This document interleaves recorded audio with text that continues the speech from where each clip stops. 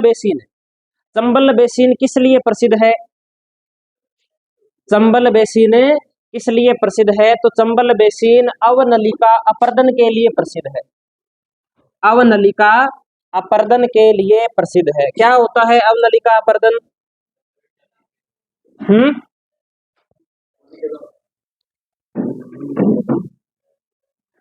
अवनलिका अपर्दन, एक अपने शब्द पढ़ेंगे अवनलिका अपर्दन, एक शब्द हम पढ़ेंगे इसमें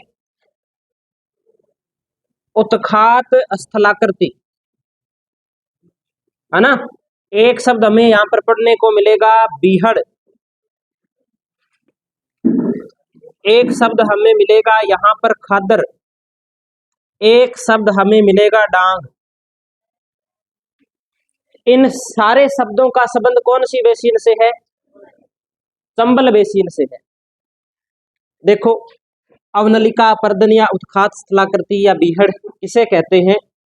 जब नदी उबड़ खाबड़ क्षेत्र के अंदर बहती है और उबड़ खाबड़ क्षेत्र में बहने के कारण क्या है, जब वर्षा होती है, वर्षा होने के कारण क्या है, जब नदी के अंदर पानी का बहाव ज्यादा होता है, उसके कारण क्या है, नदी छोटी छोटी नलिकाओं के अंदर विभक्त हो जाती है और अपने मूल क्षेत्र से बाहर आकर के कटाव करती है। और कटाव करने के कारण क्या है, उबड़ खाबड़ क्षेत्रों का क्या हो जाता है, निर्माण हो जाता है। कई बार अपने देखते हैं अपने क्षेत्र में मान लो बरसात ज्यादा हो जाए, बरसात ज्यादा होने के बाद में जो पानी बाढ़ के रूप में प्रवाहित होता है, तो कहीं तो मिट्टी का जमाव कर देता है, कहीं से मिट्टी का कटाव कर देता है, तो ऊंचे नीचे स्थल रूप का क्या कर देता है, निर्माण कर देता है। और उसके अंदर अपने देखते हैं कि जिस स्थान से पानी ज्यादा नीचे की ओर बहता है वहां पर एक नाली सी बन जाती है। जैसे सड़क के किनारे ऊंची सड़क है, बरसात ज्यादा होने के कारण उसके कटाव हो गया तो एक नली बन गई, तो उस प्रकार का जो अपर्दन है वो क्या कहलाता है, अवनलिका अपर्दन कहलाता है। और जो उबड़ खाबड़ क्षेत्र बनता है बरसात के पानी से या नदी के पानी से कटाव के कारण, कुछ ऊंचा और कुछ नीचा क्षेत्र, उसे क्या बोलते हैं, उत्खात स्थलाकृति बोलते हैं। बीहड़, खादर और डांग क्या है? जब इन ऊंचे नीचे क्षेत्रों के अंदर वनस्पति उग जाती है और घने जंगल बन जाते हैं, तो उन उबड़ खाबड़ क्षेत्रों के अंदर जो एक प्रकार से जंगल बन जाते हैं उन्हें अपने क्या बोल देते हैं, बीहड़ बोल देते हैं। और इन जंगलों का ऊंचा भाग होता है जिसके अंदर डाकू लोग शरण लेते हैं, वो डांग कहलाता है। और इन बीहड़ों का नीचा भाग जहां पर खेती होती है उसे क्या बोलते हैं, उसे खादर बोलते हैं। तो ये 3-4 शब्द है, ये अपने दिमाग में रखने कि अवनलिका अपर्दन क्या है, नदी की शाखाओं के द्वारा अपने क्या है, कटाव करना, कटाव करने के कारण जो गहरी खाइयां सी बन जाती है वो अवनलिका अपर्दन कहलाता है। उत्खात स्थलाकृति क्या है कि पानी के कटाव के कारण उबड़ खाबड़ क्षेत्र बन जाता है, उसे उत्खात स्थलाकृति कहते हैं। उस क्षेत्र में जब वनों का विकास हो जाता है तो उसे बीहड़ बोल देते हैं। उसका जो बीहड़ों का नीचा भाग है उसे खादर बोल देते हैं, इसमें खेती होती है। और जो ऊंचा क्षेत्र होता है वो क्या कहलाता है, डांग कहलाता है। इसमें प्रमुख रूप से डाकू लोग निवास करते हैं। ये 4-5 शब्द है जो हमें ध्यान में रखने। अब अपने नोट करते हैं,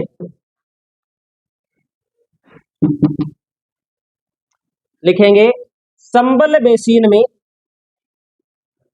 चंबल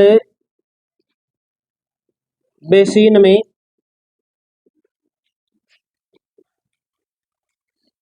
अवनलिका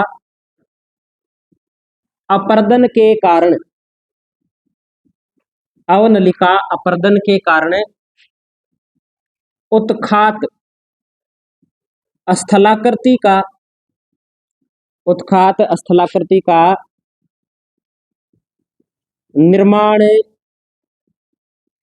होता है, उत्खात स्थलाकृति का निर्माण होता है। तो हमने अभी 2 शब्द पढ़ लिए कि नदी जो कटाव करती है नाली के रूप में वो अवनलिका अपर्दन है, और उस कटाव के कारण जो ऊंचा नीचा क्षेत्र बनता है उसे उत्खात स्थलाकृति कहते हैं।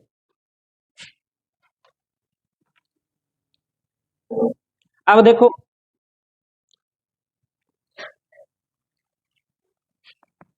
अगली लाइन में अपने नोट करते हैं भी, ये जो उत्खात स्थलाकृति है, इन उत्खात स्थलाकृतियों के अंदर अपने बात करें कि जो ऊंचा नीचा क्षेत्र है वो अपने एक प्रकार से क्या कह दिया, उसे तो अपने उत्खात स्थलाकृति कह दिया। अब हमें 2 शब्द ध्यान में रखने हैं। एक तो शब्द ध्यान में रखना है बीहड़, एक डांग और एक खादर। तो हम लिख सकते हैं इन ऊंची नीची स्थलाकृतियों में वनस्पति का विकास हो जाता है, वनस्पति का विकास हो जाता है। लेकिन ये जरूरी भी नहीं है कि सभी जगह वनस्पति का विकास होगा, ये जरूरी भी नहीं है। अगर कहीं चट्टान ज्यादा कठोर है तो वहां वनस्पति का इतने जल्दी विकास नहीं हो पाएगा। अगर ठीक है मिट्टी नुमा है तो वहां पर विकास हो जाएगा। इन्हें स्थानीय भाषा में बीहड़ कहा जाता है, बीहड़ कहा जाता है। अगली बात अपने नोट करें इसमें,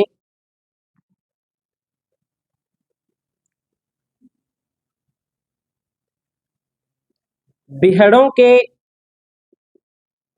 उच्च क्षेत्र, बीहड़ों के उच्च क्षेत्र जहां घनी वनस्पति, घनी यानी कि संघन वनस्पति, घनी वनस्पति का विकास होता है तथा इनमें डाकू निवास करते हैं। अब तो इतने डाकू नहीं रहे, पहले चंबल के डाकू सबसे ज्यादा प्रसिद्ध होते थे, डाकू निवास करते हैं। यह क्षेत्र डांग कहलाता है, डांग कहलाता है, यह क्षेत्र डांग कहलाता है। बीहड़ों का निम्न भूमि क्षेत्र, बीहड़ों का नीचा, निम्न का मतलब नीचा, निम्न भूमि क्षेत्र, निम्न भूमि क्षेत्र खादर कहलाता है, खादर कहलाता है। इनमें कृषि कार्य किया जाता है, इनमें कृषि कार्य किया जाता है। जो नीचे क्षेत्र है जहाँ खेती होती है वो खादर कहलाता है, जो ऊंचे क्षेत्र है जहां पर वन संघन है वहां डाकू रहते हैं वो क्षेत्र क्या कहलाता है, डांग कहलाता है। अगर अपने से पूछे कि ऊंचे नीचे जो क्षेत्र है जिन्हें अपने एक प्रकार से बीहड़ बोल रहे हैं, ये कहां से कहां तक फैले हुए हैं, तो हम कहेंगे कि बीहड़ का जो विस्तार है वो कोटा से शुरू हो जाता है और कोटा से लेकर के धौलपुर तक है, कोटा से धौलपुर तक इसका विस्तार पाया जाता है। तो लिखेंगे राजस्थान में बीहड़ का विस्तार, राजस्थान में बीहड़ का विस्तार कोटा से धौलपुर तक, कोटा से धौलपुर तक पाया जाता है। राजस्थान में बीहड़ का विस्तार कोटा से धौलपुर तक पाया जाता है। फिर हमें बात करें कि जैसे जो डांग है, डांग का मतलब ऊंचे क्षेत्र जहां पर डाकू निवास करते हैं। डांग की रानी के नाम से किसे जाना जाता है, किसे, डांग की रानी करौली को कहा जाता है। डांग की रानी किसे कहा जाता है, डांग की रानी कौन से जिले को कहा जाता है, तो करौली को। और डांग का राजा, डांग का राजा, तो डांग का राजा किसे कहा जाता है, धौलपुर को कहा जाता है। डांग का राजा धौलपुर को कहा जाता है। एक बात हम ये ध्यान में रख लेंगे। फिर अपने बात करें कि बीहड़ों का विस्तार लगभग कितने क्षेत्रफल पे ज्यादा फैला है, जहां बीहड़ ही बीहड़ है, तो इस प्रदेश के लगभग 4500 वर्ग किलोमीटर क्षेत्रफल पर पूर्ण रूप से क्या पाए जाते हैं, बीहड़ पाए जाते हैं। जो भूमि है वो अपने ऐसे कह सकते हैं कि जो ज्यादा काम की नहीं है। तो हम लिखेंगे लिखेंगे इस प्रदेश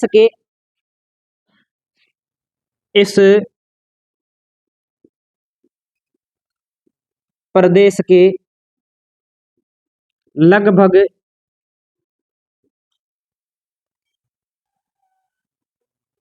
4500 वर्ग किलोमीटर क्षेत्रफल पर 4500 वर्ग किलोमीटर क्षेत्रफल पर बीहड़ों का विस्तार है। बीहड़ों का विस्तार है। बीड़ कहाँ पाए जाते हैं, बता सकते हो? बीड़ कहाँ पाए जाते हैं?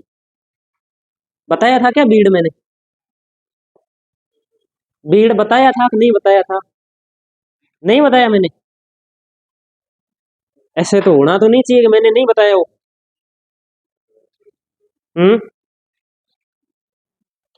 कांतली नदी, कांतली नदी द्वारा निर्मित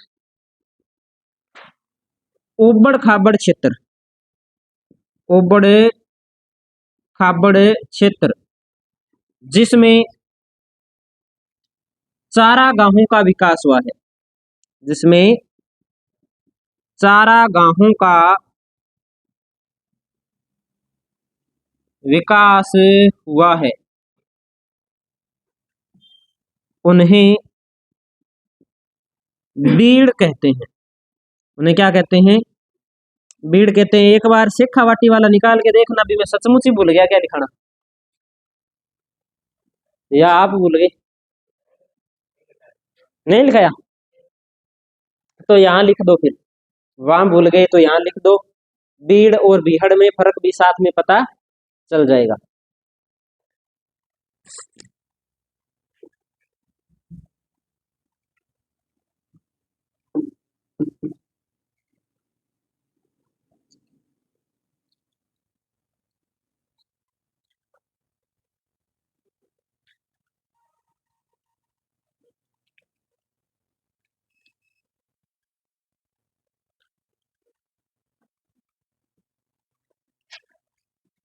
नोट कर दिया?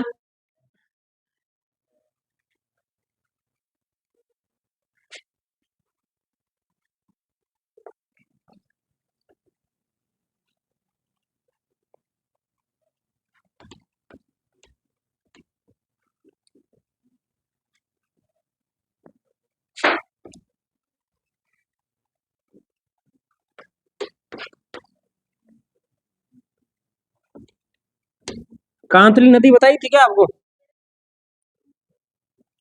कांतली नदी कहाँ बहती है? तो सीकर, झुंझुनू, इन दो जिलों के अंदर तो प्रमुख रूप से बहती है। चूरू की सीमा पर विलुप्त होती है। अब देखो भी इस क्षेत्र के अंदर डांग वाला जो क्षेत्र है, डांग वाला क्षेत्र करौली में पड़ता है, कुछ सवाई माधोपुर में पड़ता है और कुछ पड़ता है शेखावाटी में। बताया, लिखाया नहीं क्या? लिखवाया हुआ है ना? हाँ लिखवाया हुआ है भाई। ऐसे तो मेरे याद रहता है भी मैंने क्या लिखवाया है क्या नहीं, बाई चांस कोई भूल जाए एक बात अलग है। चलो अपने क्या बात कर रहे थे कि डांग जो क्षेत्र है, डांग क्षेत्र, डांग क्षेत्र में प्रमुख रूप से कौन कौन से जिले शामिल होते हैं डांग क्षेत्र में? तो डांग क्षेत्र में शामिल होते हैं, एक होता है करौली, एक शामिल होता है सवाई माधोपुर, एक शामिल होता है धौलपुर और एक शामिल होता है गंगापुर सिटी। गंगापुर सिटी यह वो क्षेत्र है जिसमें सबसे ज्यादा डाकू निवास करते हैं, या अब तो कम हो गए, पहले ज्यादा निवास करते थे। काम क्या था? सड़क पे आते थे, कोई आ गया साधन, उसको लूट लिया और वापस जंगलों के अंदर चले गए, पुलिस ढूंढने के लिए जाती ही नहीं थी। ऐसा हाल था यहाँ का। अब अपने बात करें कि ये लोग हैं, ये लोग ऐसे क्यों बन गए, डाकू क्यों बन गए भाई? क्योंकि ये शिक्षा से वंचित रहे, समाज की मुख्य धारा से दूर रहे, इस कारण ये क्या बन गए? डाकू बन गए। अब सरकार ने क्या किया, इनको सुधारने के लिए दो योजनाएं चलाई। एक योजना अपने पढ़ते हैं कंदरा क्षेत्र विकास कार्यक्रम, और एक हम योजना पढ़ते हैं डांग क्षेत्र विकास कार्यक्रम। तो हम लिख सकते हैं डांग क्षेत्र, डांग क्षेत्र के आदिवासियों को समाज की मुख्य धारा से, समाज की मुख्य धारा से जोड़ने हेतु निम्न योजनाओं का संचालन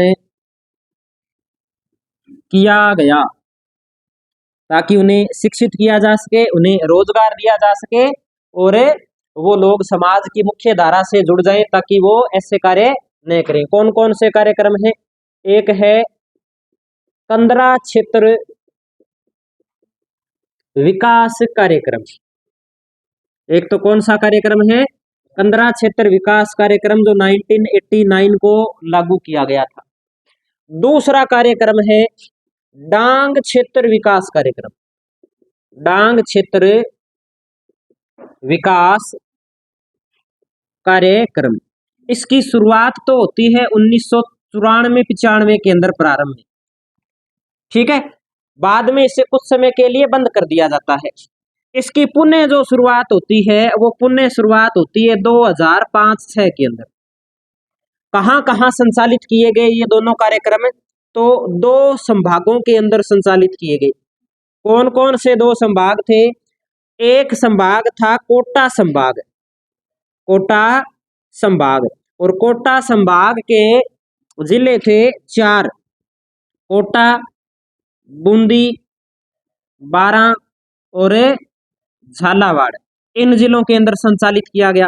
और दूसरा संभाग था भरतपुर संभाग, और भरतपुर संभाग के अंदर भी 4 जिलों के अंदर इसे संचालित किया गया था। एक था भरतपुर, एक धौलपुर, एक करौली और एक सवाई माधोपुर। भरतपुर, धौलपुर, करौली और सवाई माधोपुर ये प्रमुख जिले थे जहां पर इस परियोजना को संचालित किया गया था। उद्देश्य था जो डाकू लोग हैं डांग क्षेत्र के, जो आदिवासी लोग हैं, उन्हें समाज की मुख्य धारा से जोड़ना।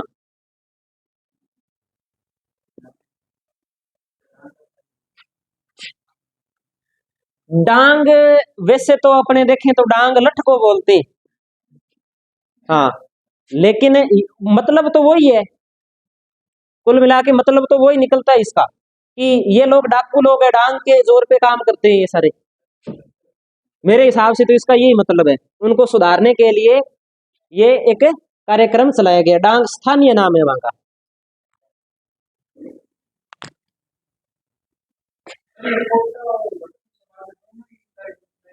हाँ, ये दोनों कार्यक्रम दोनों संभागों के अंदर चलाए गए, सेम ही क्षेत्र के अंदर, क्योंकि यही क्षेत्र प्रभावित है। इसी इन दोनों ही कार्यक्रम चलाए गए इन दोनों जगह।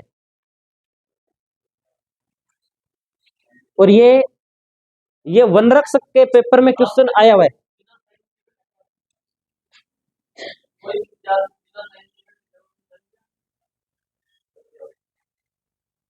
और कोई बिना साइन के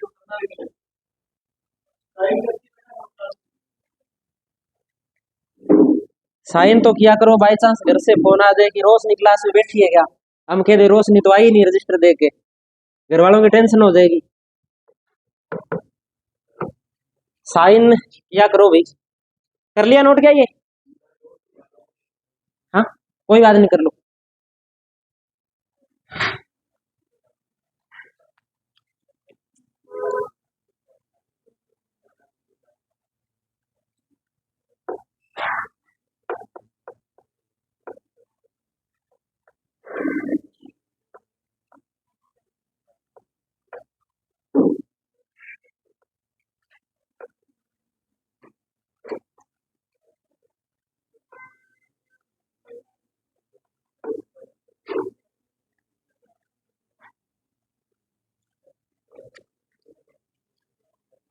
कर लिया होगा नोट।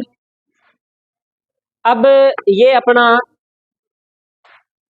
एक भौतिक प्रदेश और कंप्लीट हो जाता है, पूर्वी मैदानी प्रदेश। अब अगला भौतिक प्रदेश अपने शुरू करते हैं।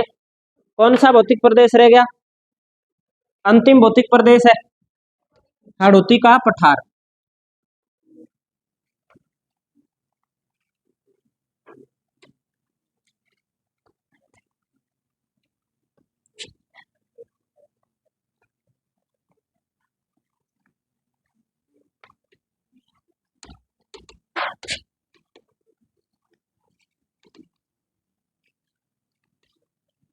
हाड़ौती के पठार का एक नाम और भी मिलता है, क्या नाम मिलता है? दक्षिणी पूर्वी पठारी प्रदेश, या इसे बोलते हैं हाड़ौती का पठार। हाड़ौती का पठार किस क्षेत्र में पड़ता है भैया?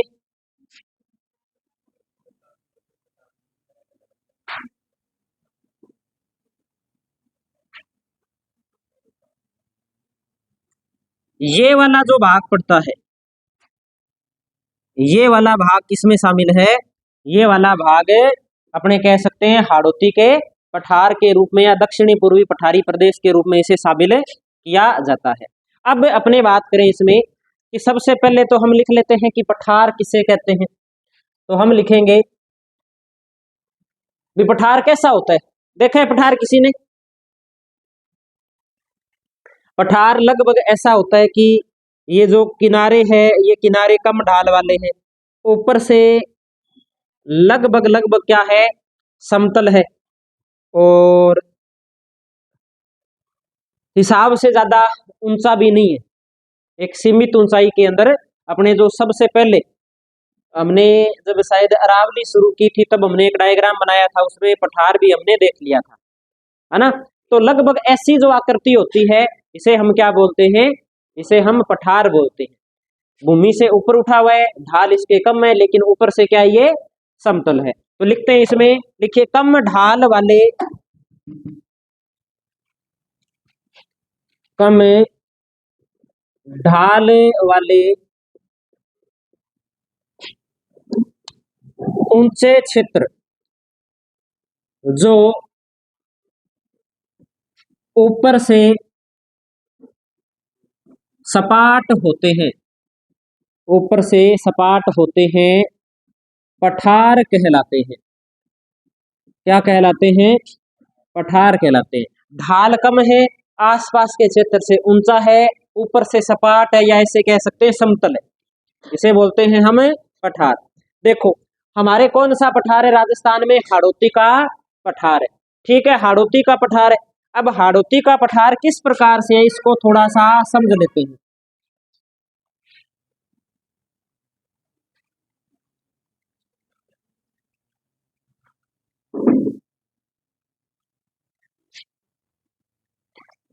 यहां पर एक पठार पड़ता है अपने भारत में, एक भौतिक प्रदेश ही बोल देते हैं इसे, प्रायद्वीपीय पठार।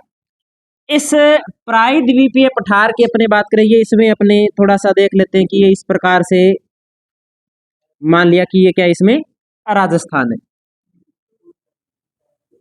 ये यहाँ पे इस प्रकार से राजस्थान मान लिया हमने।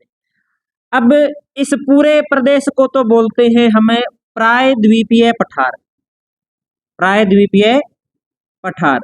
और इस प्रायद्वीपीय पठार का जो ये वाला भाग पड़ता है, जो उत्तर के अंदर पड़ता है, उत्तर पश्चिम के अंदर पड़ता है, इसे बोलते हैं हम मालवा का पठार। कौन सा पठार बोलते हैं? मालवा का पठार। और इस मालवा के पठार का उत्तरी और पश्चिमी जो भाग है वो राजस्थान में पड़ता है। मालवा के पठार का उत्तरी पश्चिमी भाग कहाँ पड़ता है? राजस्थान में पड़ता है। इस राजस्थान के अंदर इसे क्या बोलते हैं? हाड़ौती का पठार बोलते हैं। देखो यहां से प्रश्न आते हैं एग्जाम के अंदर, क्या प्रश्न आते हैं? पहला क्वेश्चन ये आता है कि हाड़ौती का पठार प्रत्यक्ष रूप से किसका भाग है? प्रत्यक्ष रूप से किसका भाग है? अप्रत्यक्ष रूप से किसका भाग है? प्रायद्वीपीय पठार का। तो प्रत्यक्ष रूप से तो इसे भारत में मालवा के पठार के नाम से जानते हैं, और उसका जो विस्तार राजस्थान में उसे क्या बोलते हैं? हाड़ौती का पठार बोलते हैं। और मालवा का पठार भी किस पठार का भाग है? तो प्रायद्वीपीय पठार का भाग है। तो हम लिखते हैं इस लाइन को, लिखिए,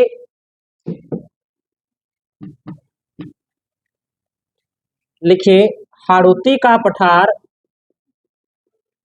हाड़ौती का पठार मध्य प्रदेश में स्थित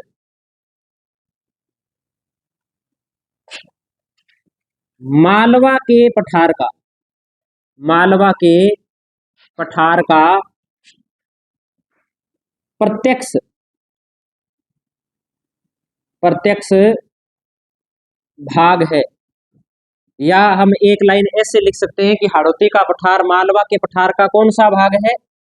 तो उत्तरी पश्चिमी भाग है। हाड़ौती का पठार मालवा के,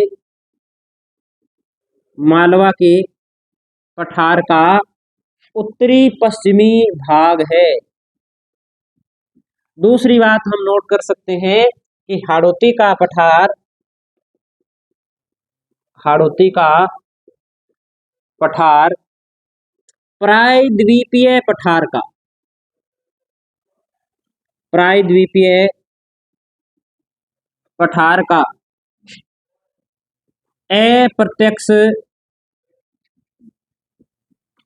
अप्रत्यक्ष भाग है,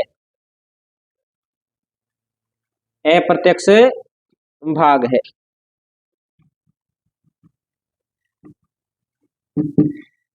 अब बात ये आती है कि ये पठार हाड़ौती का पठार क्यों कहलाया? इसका कोई और नाम क्यों नहीं रखा, या और नाम ही नहीं मिला इनको? बता सकते हो इसके बारे में कुछ? जैसा है वैसा बता दो, कोई बता दो। हाड़ा राजपूत थे। हाड़ा कौन से राजपूत होते हैं? हाड़ा नाम का तो कोई राजपूत है ही नहीं, कोई शाखा नहीं हाड़ा नाम की। क्या थे? चौहान थे। चौहान हाड़ौती क्षेत्र में गए, उन लोगों की भाषा हाड़ौती भाषा थी, इसलिए वो हाड़ा चौहान कहलाए, और अपनी भाषा के नाम पे इस पठार का नाम भी क्या रख दिया? हाड़ौती का पठार रख दिया। ठीक है, तो लिखेंगे हम, लिखेंगे प्राचीन काल में, प्राचीन काल में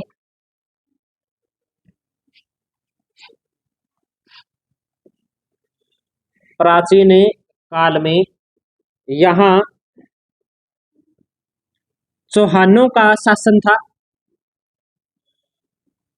शासन था, तथा इस प्रदेश की, इस प्रदेश की भाषा हाड़ौती होने के कारण, हाड़ौती होने के कारण यह प्रदेश, यह प्रदेश हाड़ौती का पठार, हाड़ौती का पठार कहलाया। यह प्रदेश हाड़ौती का पठार कहलाया।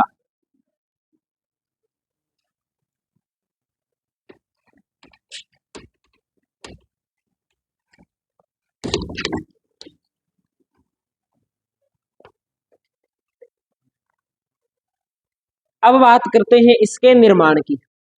भी इसका निर्माण कैसे हुआ? बता सकता है कोई इसका निर्माण कैसे हुआ होगा? कोई भी पठार है, उस पठार का निर्माण कैसे होता है? किसी भी पठार का निर्माण कैसे होता है, पढ़ा है कभी क्या? ज्वालामुखी के उद्गार से। ठीक है, मान लिया कि ज्वालामुखी के उद्गार से, ज्वालामुखी उद्गार से निर्माण हुआ। ज्वालामुखी एक ही प्रकार से फूटता है क्या? ज्वालामुखी कितने प्रकार से फूटता है? सामान्य रूप से ज्वालामुखी दो प्रकार से फूटता है। कौन कौन से प्रकार हैं? दो। एक होता है केंद्रीय उद्गार, और दूसरा दूसरा होता है दरारी उद्गार। केंद्रीय उद्गार कौन सा होता है? जो केंद्र से फूटता है उसे केंद्रीय उद्गार बोलते हैं, ऐसा बोल सकते हैं। देखो, केंद्रीय उद्गार कब होता है? केंद्रीय उद्गार होता है जब दो प्लेट आमने सामने की क्या करते हैं? गति करते हैं, अभिसरण की क्रिया होती है। इनमें सामान्य सी बात है कि एक प्लेट का वजन ज्यादा होगा, दूसरी प्लेट का वजन क्या होगा? कम होगा, कुछ न कुछ अंतर होगा। जो भी प्लेट भारी होगी वो प्लेट हल्की प्लेट के नीचे प्रत्यावर्तित हो जाएगी, नीचे चली जाएगी। और जैसे जैसे नीचे जाएगी, नीचे गहराई में जैसे जैसे ये प्लेट जाएगी, वैसे नीचे जाने पर इसके तापमान में क्या हो जाएगी? वृद्धि हो जाएगी। और वृद्धि होने के कारण ये जो भाग नीचे गया था ये भाग पिघल जाएगा, और बाद में पिघलने के कारण ये ऊपर की ओर गति करेगा। इसका तापमान इतना होगा कि इसके सामने जो भी वस्तु आएगी या जो भी चट्टान आएगी उसे ये पिघलाकर पृथ्वी के ऊपर क्या हो जाएगा? प्रकट हो जाएगा। और उसके बाद में ये यहाँ पर मेग्मा या लावा का क्या करेगा? जमाव करेगा। और ये जमाव इस प्रकार से करेगा, इस प्रकार से जो जमाव होता है इससे हम कह सकते हैं पर्वत का निर्माण होता है।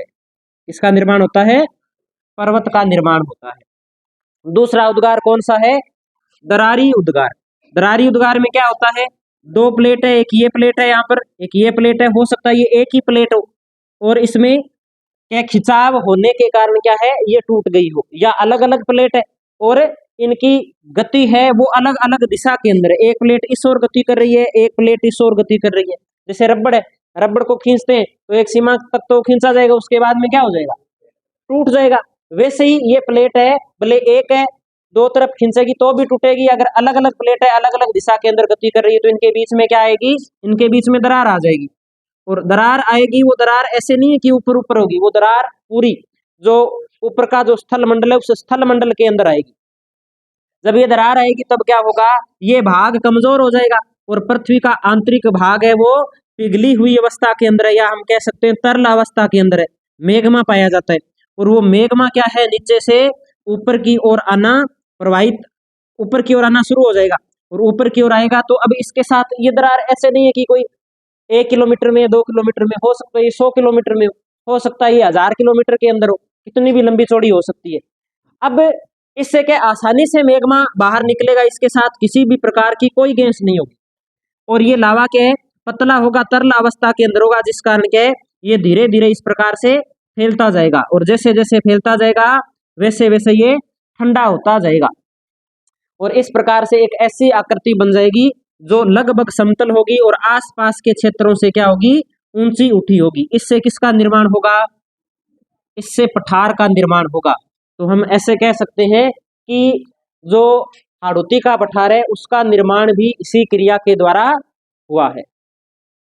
ये बात अपने को ध्यान में रखनी है। तो लिखते हैं अपने, लिखिए निर्माण में लिखना है। देखिए, हाड़ौती के पठार का निर्माण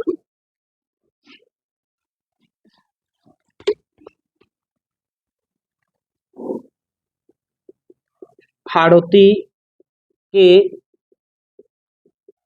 पठार का निर्माण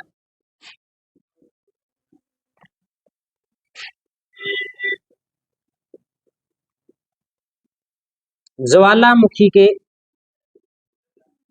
दरारी उद्गार के कारण, दरारी उद्गार के कारण हुआ है, दरारी उद्गार के कारण हुआ है। फिर अपने बात करें कि ये जो उद्गार हुए हैं ये उद्गार कौन से काल में हुए हैं, कौन से भाग में हुए हैं, ये भी दो बातें बनती है। तो ये उद्गार सबसे ज्यादा जो उद्गार हुए हैं ज्वालामुखी के वो हुए हैं क्रिटेशियस काल में। कौन से काल में हुए? क्रिटेशियस काल के अंदर। आपने एक वो नाम सुना होगा, क्या नाम होता था उसका? डायनासोर। डायनासोर आपने फोटो में देखा होगा। डायनासोर विलुप्त कब हुआ था? इस क्रिटेशियस काल के अंदर विलुप्त हुआ था। और इसके विलुप्त होने का कारण क्या माना जाता है? इसके विलुप्त होने का कारण ही ज्वालामुखी उद्गार, अत्यधिक मात्रा के अंदर ज्वालामुखी उद्गार के कारण जो लावा फैल गया, जिससे पृथ्वी बहुत बड़ी मात्रा के अंदर गर्म हो गई, उसके कारण क्या है, डायनासोर विलुप्त हो गया। तो कौन से काल में निर्माण हुआ? क्रिटेशियस काल के अंदर। तो लिखेंगे निर्माण का काल, निर्माण का काल क्रिटेशियस काल, क्रिटेशियस काल। कौन से स्थान पे, कौन से भूखंड के अंदर ये क्रिया हुई? कौन से भूखंड में? तो गोंडवाना लैंड में, गोंडवाना लैंड में ये क्रिया हुई थी। इसके कारण इस प्रदेश का क्या हुआ? निर्माण हुआ। और मैंने बताया था कि गोंडवाना लैंड से राजस्थान के दो भौतिक प्रदेशों का निर्माण हुआ है। एक तो कौन सा है? एक तो है अरावली, और दूसरा कौन सा प्रदेश है? हाड़ौती का पठार। इन दो प्रदेशों का निर्माण गोंडवाना लैंड से हुआ है। और इसमें अपने प्रमुख रूप से बात करें तो जो हाड़ौती के पठार का निर्माण हुआ है वो कौन से काल में हुआ है? क्रिटेशियस काल में हुआ है। अरावली का निर्माण हाड़ौती के पठार से पहले हुआ था, इसलिए हाड़ौती राजस्थान का, सॉरी, अरावली राजस्थान का सबसे पुराना भौतिक स्वरूप माना या भौतिक प्रदेश माना जाता है। ये बात हमने कर ली थी। अब अपने बात करें कि हाड़ौती का जो क्षेत्रफल है वो राजस्थान के कुल क्षेत्रफल का लगभग कितना है? क्षेत्रफल कितना है? तो क्षेत्रफल है 6.89%, 6.89%, या बड़ा बड़ा हम लिख सकते हैं 7%, बड़ा बड़ा हमें 7% लिख सकते हैं। फिर हम बात करें कि इस प्रदेश के अंदर जनसंख्या कितनी निवास करती है? राजस्थान की कितनी जनसंख्या निवास करती है? 11% जनसंख्या निवास करती है इसमें। जनसंख्या कितनी निवास करती है? तो जनसंख्या निवास करती है राजस्थान की कुल जनसंख्या का 11%, 2011 के आंकड़ों के अनुसार, है ना। अब एक नजर थोड़ी सी हम डालें इधर है कि एक मैं लिख रहा हूं मरुस्थल, एक मैं लिख रहा हूं अरावली, एक मैं लिखूं पूर्वी मैदान, और एक मैं लिखूं पठार हाड़ौती वाला। तो अगर कोई ऐसा क्वेश्चन आए यहां से कि मरुस्थलीय प्रदेश का क्षेत्रफल, तो क्षेत्रफल कितना है? 61.11%। अरावली का क्षेत्रफल बताओ, 9% है क्या या 10% है? लो, मैदान का क्षेत्रफल और पठार का क्षेत्रफल 6.89, अपने पूरा ही लिखते हैं 6.89। अगर ये जोड़ पूरा सही आ रहा है फिर तो कहानी सही है, नहीं तो फिर कोई ना कोई कहीं ना कहीं गड़बड़ है। लगाओ, देखो जोड़। इधर अपने बात करें तो इधर 40%, इधर 39% जनसंख्या, नहीं, इधर इधर कितनी आएगी? इधर 10%, इधर 39%, और इधर इधर 11%। तो क्या ये पूरा आ रहा है? पूरा सही आ रहा है क्या? तो फिर अपने आंकड़े हैं वो बिल्कुल क्या है? सही है। अब देखो, सबसे क्षेत्रफल की दृष्टि से सबसे बड़ा भौतिक प्रदेश मरुस्थल, जनसंख्या की दृष्टि से सबसे बड़ा भौतिक प्रदेश मरुस्थल, जन घनत्व की दृष्टि से सबसे बड़ा भौतिक प्रदेश मैदान, सबसे कम जनसंख्या वाला भौतिक प्रदेश अरावली। 4-5 बातें इस एक टेबल से भी अपने समझ में आती है, ठीक है। तो ये बात भी अपने को ध्यान में, और सबसे कम जनसंख्या घनत्व वाला भौतिक प्रदेश भी कौन सा है? मरुस्थल है। ये बात भी अपने को ध्यान में। अब हम बात करते हैं आगे कि इस प्रदेश की औसत ऊंचाई कितनी है? इस प्रदेश की औसत ऊंचाई कितनी है? तो औसत ऊंचाई लिखिए, औसत ऊंचाई।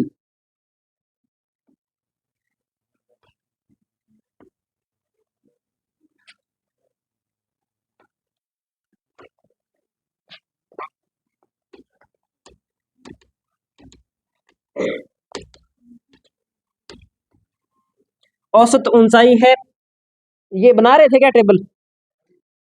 कोई बनाना चाहे तो बना सकता है इसे, बना ली तो ठीक है, नहीं बनाई तो मैं वापस बना देता हूं।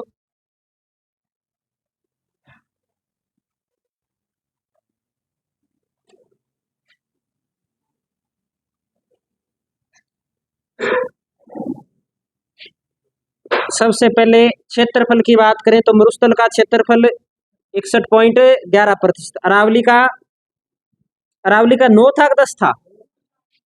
ये 10 कैसे आ रहा है फिर मेरे याद? हाँ, पूर्वी मैदानी प्रदेश का 23% और पठार का 6.89%। ये प्रतिशत के अंदर है। और ये जनसंख्या आगे प्रतिशत में अपने बात कर लेते हैं। मरुस्थल के अंदर तो है 40%। मरुस्थल में 40%, अरावली के अंदर है 10%, मैदान के अंदर है 39%, और पठार के अंदर है 11%। ये आप थोड़े से आंकड़े ध्यान ही रखेंगे। अब बात कर लेते हैं हमें औसत ऊंचाई। औसत ऊंचाई है इस प्रदेश की 500 मीटर। औसत ऊंचाई 500 मीटर। मिट्टी कौन सी पाई जाती है? तो हम कह सकते हैं काली मृदा, या कपासी मृदा, या हम कह सकते हैं रेगूर मृदा। काली, कपासी या रेगूर मृदा। रेगूरे मृदा ध्यान रखना, रेवेरिना नहीं है। रेवेरिना कहाँ पाई जाती है? गंगानगर हनुमानगढ़ वाले क्षेत्र में पाई जाती है। रेवेरिना आपको लिखाई है ना गग्गर प्रदेश के अंदर, वो तो मृदा काली मृदा। प्रमुख नदी कौन सी है? तो प्रमुख नदी कौन सी हो जाएगी बताओ? चंबल नदी। प्रमुख नदी चंबल। पूर्वी मैदानी प्रदेश में भी चंबल है और यहां भी कौन सी है? चंबल है। तो लिखेंगे प्रमुख नदी चंबल।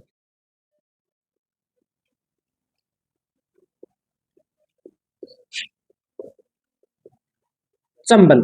फिर हम बात करें इसमें कि औसत वर्षा। औसत वर्षा।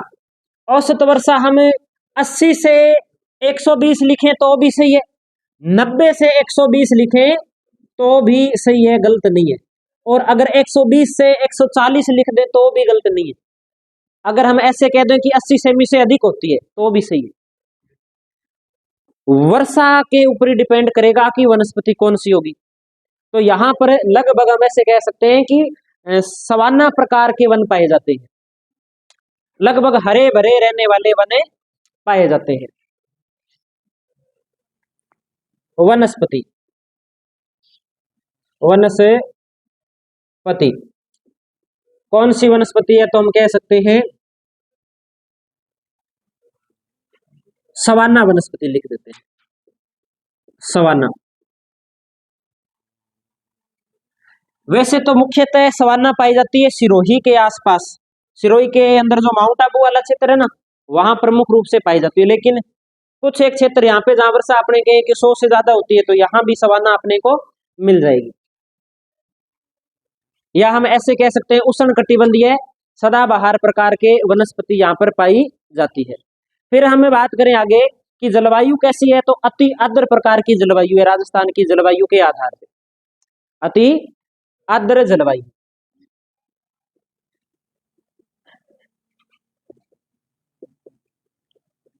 अति आर्द्र जलवायु ये राजस्थान के वर्गीकरण के अनुसार है। भारत के वर्गीकरण के अनुसार कुछ अलग आता है, राजस्थान के अकॉर्डिंग पढ़ रहे हैं अपने, तो राजस्थान के अकॉर्डिंग ये सही है।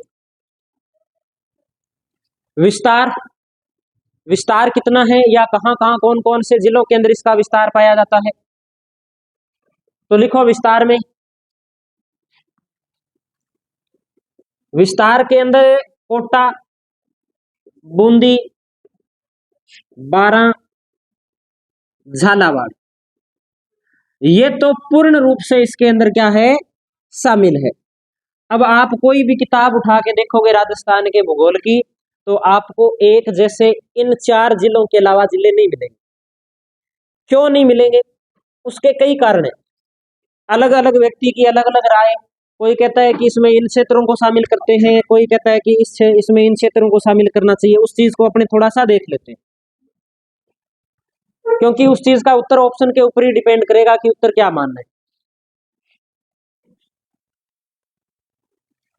अगर इन 4 जिलों के साथ में वो शामिल करे, एक तो शामिल करे धौलपुर को, एक करौली को और एक सवाई माधोपुर को।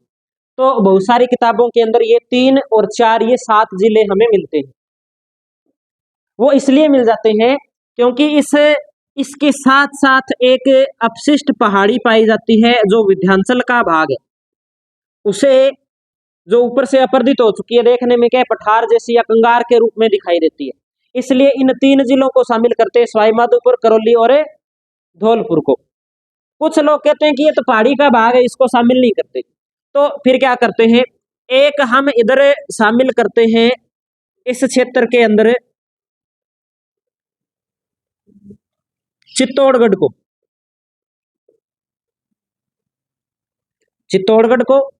कुछ भाग प्रतापगढ़ का, कुछ भाग भीलवाड़ा का, तब इन 3 जिलों को शामिल नहीं करते, फिर इन 3 जिलों को शामिल करते हैं। ये भी एक कहानी रहती है इसके अंदर। जब अपने पुराने प्रश्न देखते हैं, 5, 10, 15 प्रश्न देखोगे, तब जाके आपके बात समझ में आ जाएगी कि प्रश्न कैसे पूछ रहा है और कौन सा उत्तर हमें करना है। अब जैसे वो प्रश्न देगा ना, प्रश्न ऐसे देगा कि निम्नलिखित में से कौन से जिले के अंदर क्या है, अरावली का विस्तार नहीं है। तो जैसे उसने अगर ऑप्शन दे दिया कि एक ऑप्शन में दे दिया कोटा, बूंदी, बारां, झालावाड़, ऐसा ऑप्शन आ गया, तो सीधी सी बात है ऑप्शन यही होगा। ऐसा ऑप्शन नहीं दे करके वो लिख रहा है कि कोटा, सवाई माधोपुर,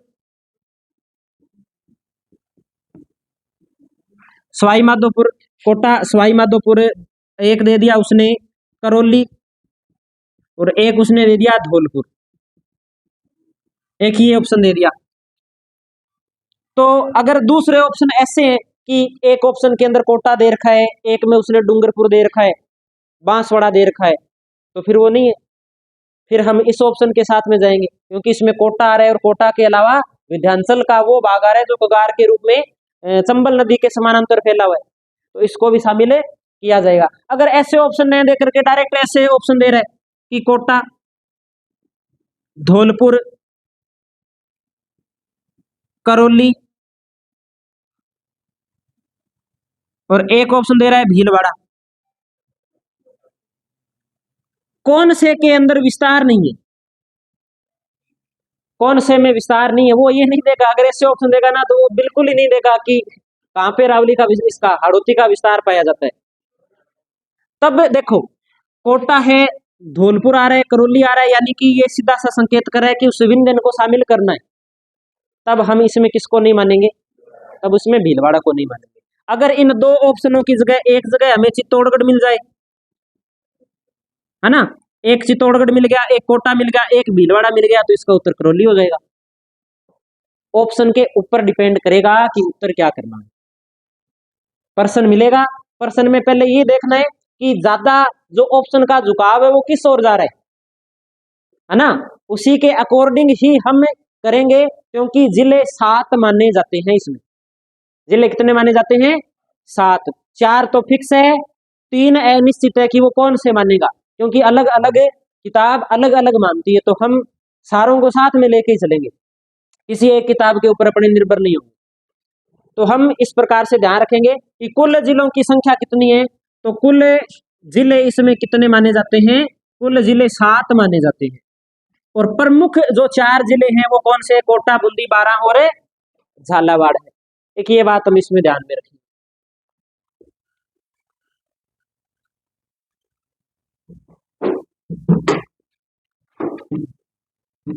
अब एक हेडिंग लगाएंगे हम इसमें आगे,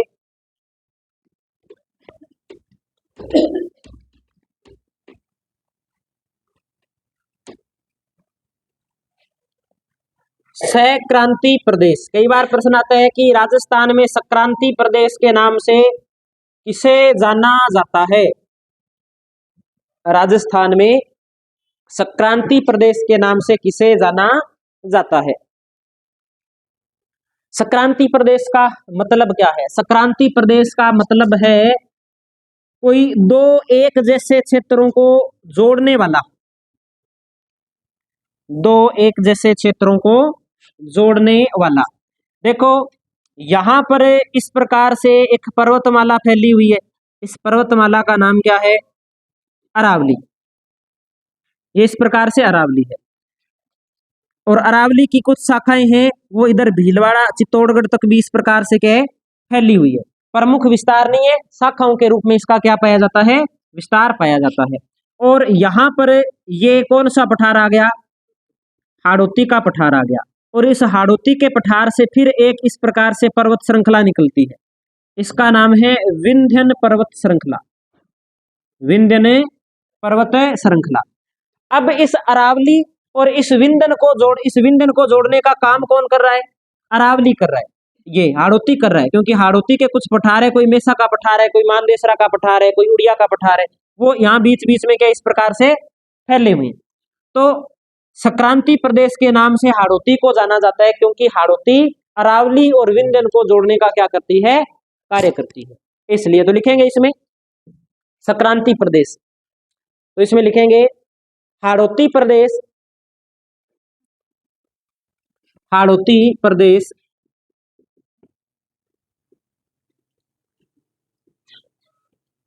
अरावली व विंध्यन पर्वतमाला